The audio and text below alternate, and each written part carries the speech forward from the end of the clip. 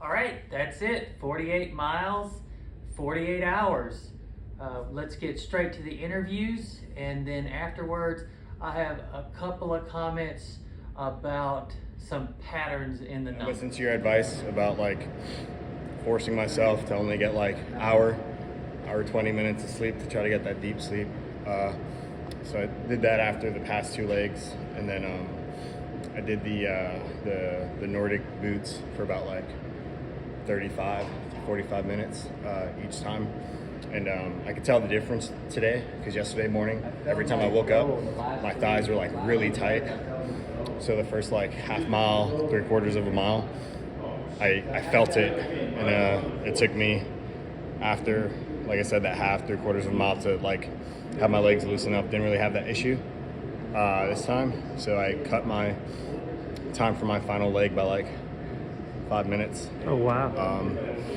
I don't know if I really drank more water today, but I used a little bit more drip drop. Yesterday, I was kind of like worried I'd be taking in too much salt, and I wasn't really like taking for account like how much I was actually sweating. So I think changing those little bit of things helped. Plus the last 4 legs, I stuck to the same route. So I was able to know when I had to speed up and not look down at my watch so much. So I think all those little things added up, and I'm happy it's over. All right. All right, so we just completed the 4x4x48.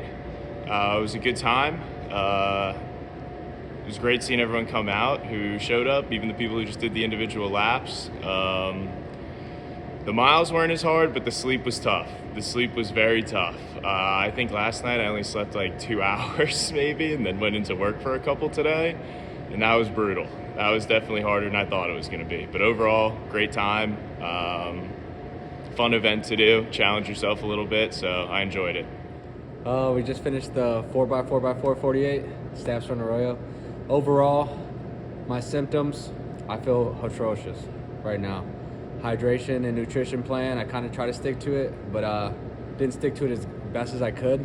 So now I'm dealing with stomach issues to where I haven't urinated in about 10 hours. And obviously I'm sweating. I think I'm hydrated, not entirely sure. Feel like crap. The last 2 legs nearly took me out where I was almost gonna puke. So if you do anything like this, nutrition plan, hydration plan, and actually probably seek some sort of doctor's advice before you attempt anything this physically grueling. That's all I got, sir. All right. So this whole time, I pretty much live vicariously through the other participants. I was holding myself to this unrealistic standard this year, and when I started to fall short, I just chose to embrace like the positivity and the optimism around me, and seeing these guys push through it, that's what kept me motivated throughout. So I found ways to still gas myself and like, you know, try to still be on their level. But I mean, these guys just absolutely crushed it, and this is why I do what I do, is to bond and build these connections. So already looking forward to the next one in March. It's been 2 days. I thought I started off fresh first day, started feeling it the second day. The biggest hurdle I think I had was started with the knees, and then it went from the knees to my ankles for whatever reason. The 10th, 11th, and 12th round, my ankles were just done. I could phase out the knees, that was fine, but it was just my ankles. And I think overall, there was one time where I overslept. I hit snooze button a couple times, and one of the guys luckily just came in and said, "Hey, you got like 15 minutes." Luckily, I got up when I heard him and just had enough time to kind of move around.